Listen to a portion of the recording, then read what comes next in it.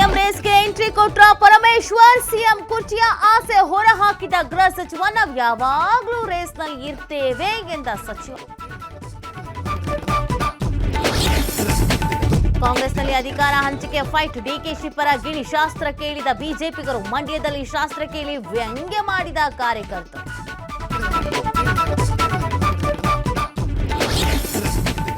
ದಕ್ಷಿಣ ಕನ್ನಡ ಜಿಲ್ಲೆಯಲ್ಲಿ ಗೋಕಳ್ಳರ ಅಟ್ಟಹಾಸ. ಬೀಗ ಮುರಿದು ಹಸುಗಳನ್ನ ಹೊತ್ತೊಯ್ದ ಮುಸುಕಧಾರಿಗಳು. ಸಿಸಿಟಿವಿ ಕ್ಯಾಮೆರಾದಲ್ಲಿ ಕಳ್ಳತನದ ದೃಶ್ಯ ಸೆರೆ.